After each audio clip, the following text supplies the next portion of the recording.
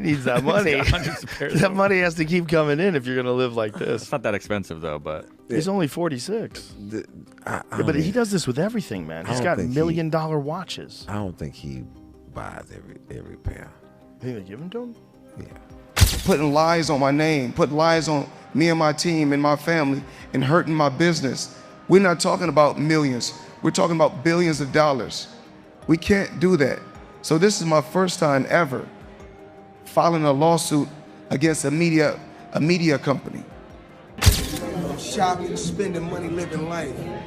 Money made, all my day. Joe Rogan has responded critically to the new revelations about Floyd Mayweather's bankruptcy, highlighting how excessive spending can ruin even the richest athletes. He pointed out that financial success doesn't excuse avoiding responsibilities like taxes, referencing Mayweather's IRS issues and suggesting that unchecked luxury and poor financial planning lead. That money to the IRS, how much does he owe? It's in the $20+ million range. It's a lot of money, man. But it's not something that he's been, it's not like deception. No. It's just neglect to It's pay. neglect. And it's also like, I think, and there is like a truth to this. He makes so much money that there's probably a point when they're like, hey, it's time to pay your taxes. And you go like, all right, here's a check for $25 million. That's an incredible amount of money. And then they go, that's true, but you owe 50 more. And he's just like, that can't be right. I've given you $25 million. Yeah, he's bought over 100 luxury cars from the same dealer and always pays in cash.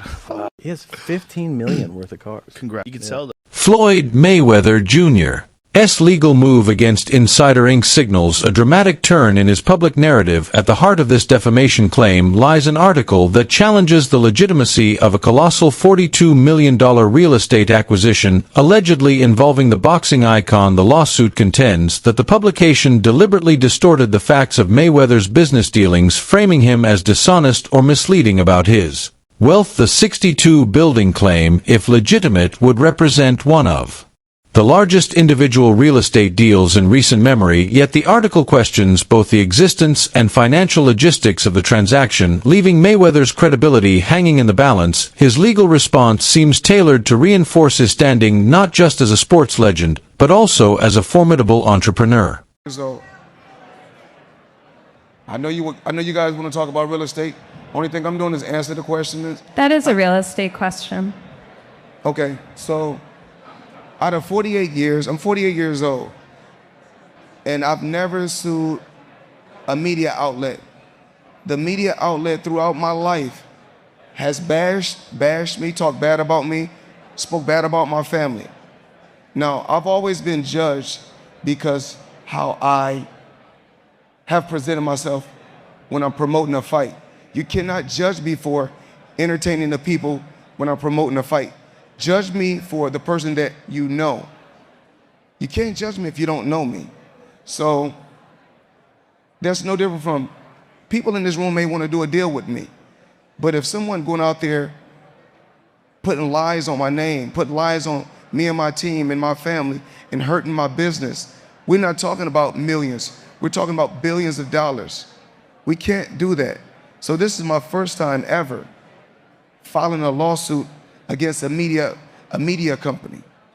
Mayweather's rebuttal focuses on the article's perceived bias and the omission of what he calls concrete documentation. According to him, his legal team provided Insider Inc. with ample material proving the authenticity of the real estate claims. That documentation, he argues, was intentionally sidelined in favor of a more sensational narrative by emphasizing that this is his first such lawsuit against the media. Mayweather aims to highlight the seriousness of the matter. His insistence on defending his name suggests a broader strategy, positioning himself as a responsible businessman targeted by irresponsible journalism. Built my name to build my reputation, and I'm not going to let anyone go out there and smear my name and talk bad about me, talk bad about my family, or talk bad about my company.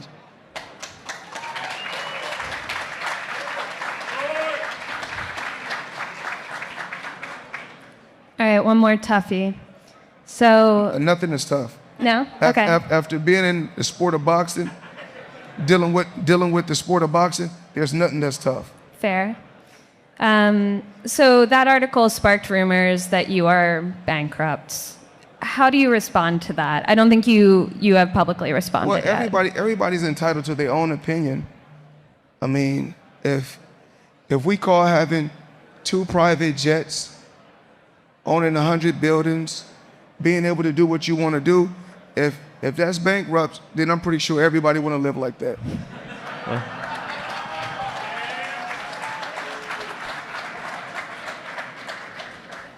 Okay, so I think we'll end with this one. When I spoke to you all last week, you were riding around Miami, you were looking to buy even more. Yes. Have you bought anything in the week since we last spoke? I don't know. I was out in Miami for a while. We were looking at a few properties. I'm pretty sure for the end of the year, Stephen A. Smith's commentary adds fuel to an already blazing controversy.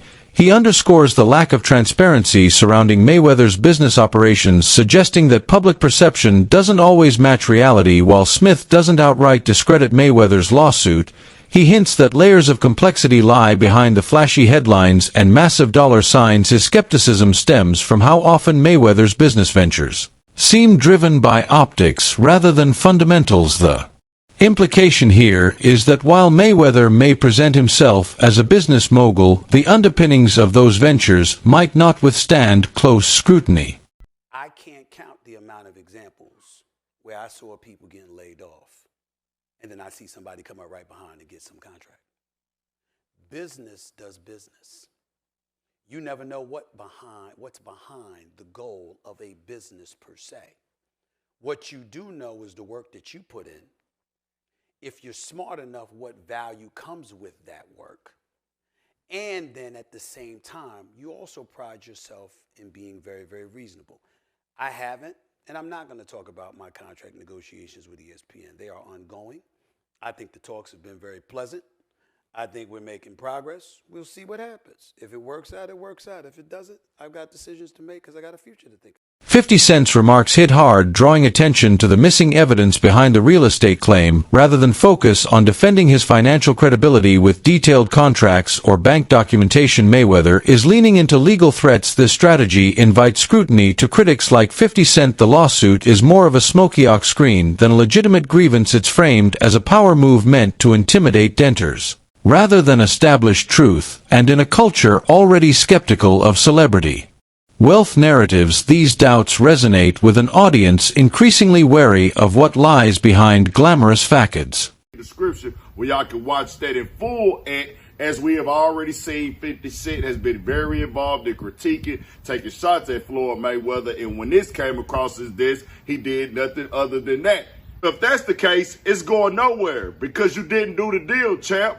He must have named the writer separately to make him have to pay his own legal team. The champ is mad, and 50 most definitely promoted his brands and everything with that, because 50 Cent has came into question about this deal that Floyd Mayweather has struck, showed his real estate businesses, and people started diving into it. Floyd Mayweather has been defending it, but I just realized he put this $100 million lawsuit in against Business Insider, saying that they have been going at him for a long time now, coming at his family, coming at his team, and saying these derogatory things and defaming him, so he won $100 million. The suit, lost in the Southern District of New York, names Insider Inc. and reporter Daniel Geiger as defendants. It is centered around reporting by Geiger about real estate deals Mayweather Jr. publicly discussed, including an agreement to buy a 62-building Manhattan apartment portfolio.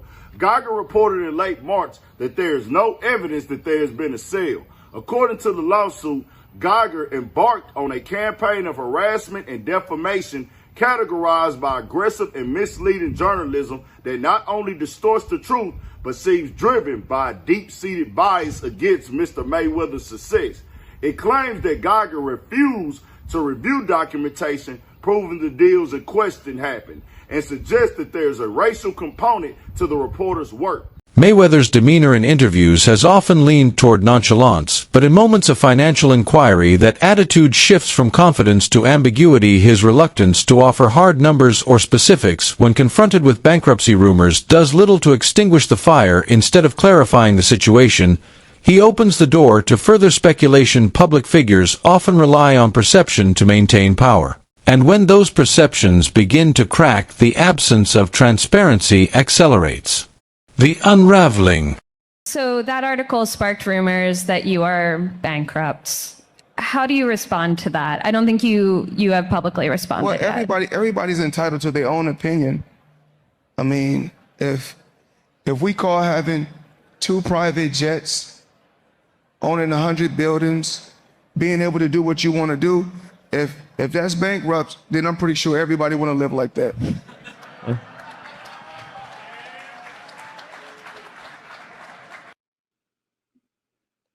That last statement was a fact. If that's bankrupt, I'm sure a lot of people want to live like that. I'd sell a few of them planes, especially if I was going bankrupt. But yeah, wouldn't be a bad lifestyle to have. Now, Floyd Mayweather isn't the most articulate person. He does not articulate himself the best. This has been well known throughout his career. He is a prize fighter. He is a master promoter. He is a great business person. Put him behind a microphone or have him articulate himself, he's not the best at it. So if you listen to that and y'all tell me if y'all got the same vibe I did or if y'all think that I'm tripping, it sounds like he's running around a lot of shit. And it's like, all right, bro, yeah, you might be going bankrupt. But let's understand something real quick.